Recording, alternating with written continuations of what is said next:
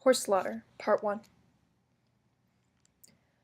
Now, before I even start the video, I want to clarify that there are no graphic pictures in this video. I could not stand it when I was researching horse slaughter and I saw thousands of graphic images. I will take no part in that. And that's my little rant. And now for the key points. I've got slides on horses sold at auction for slaughter, transportation regulations, and risks of double-deck trailers here in part 1. And let's start with horses sold at auction. We've got all kinds of horses sold at auction, and this is specifically talking about United States horses. The horses that are bought for slaughter are referred to by the slaughter industry as killers, and killer buyers are people who buy killers, obviously. That's just a little clarification. You'll probably hear those terms if you're researching this topic. The horses come from any kind of background, any age, any health condition.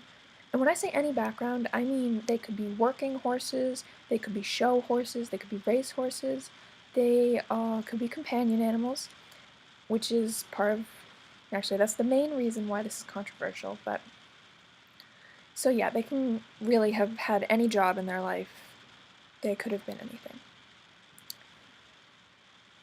These statistics, I think, give a good perspective. We've got 92.3% of the horses slaughtered are healthy.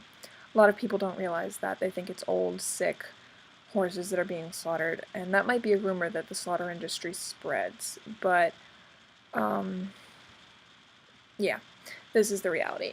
The average age of a horse that is being slaughtered is 4 to 6 years old, and actually less than 4% of the horses that are slaughtered are older than 9 years old. So that gives you a little reality check on how old they are. They're not the old, decrepit horses that some people assume that they would be. 90,000 to 140,000 horses from the United States are sold to slaughter each year.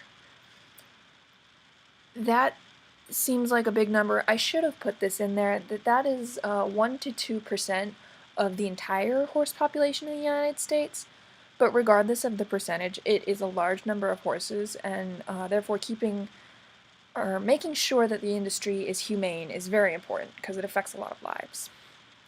And 10,000 of these horses slaughtered are racehorses. So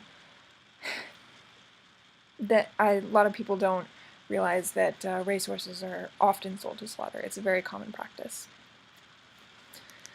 Next, we'll talk about the transportation regulations.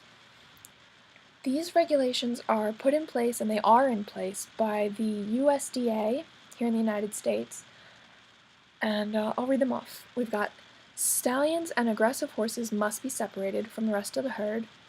Horses must be provided adequate food, water, and rest 6 hours before loading onto a vehicle. For the record, I don't really know why it's 6 hours before loading, but it is. I'm sure there's a reason. Horses may not be confined in a vehicle without food and water for more than 24 hours. I completely agree with that. I think that's a really important one. The driver must be certified to own and ship the horses. The horses must have adequate floor space, and double-deck trailers are banned. Also, horses are not allowed to be transported under the following conditions. If the horse is unable to bear weight on all 4 legs, if the horse is unable to walk unassisted, if the horse is blind in both eyes, a foal that is less than 6 months old, and pregnant mares that are likely to foal during transportation. So a lot of people have severe issues with the transportation of horses for slaughter, and that's the reason these regulations are in place. The biggest problem, I'd have to say, is enforcing the rules. They do exist. Alright, the last issue are the double-deck trailers. These are the famed, or maybe infamous, problem with the horse slaughter industry. So this is what can happen if horses are transported in double-deck trailers. Just for those of you who don't know, if you haven't been researching this very long, double-deck trailers are meant for cattle and hogs. They're a bit shorter. They're like 5 feet in headroom. Don't quote me on that. That's a guess. But it's too short for horses is the main point. It's got 2 levels, and both of them are too short. The horses can't fit. They have to bend their heads down, and these are the problems that this can cause. You've got head and facial injuries due to lack of headroom. Specifically eye injuries, that's where all the gory pictures come from, and I really don't enjoy seeing them. I just want to know the facts.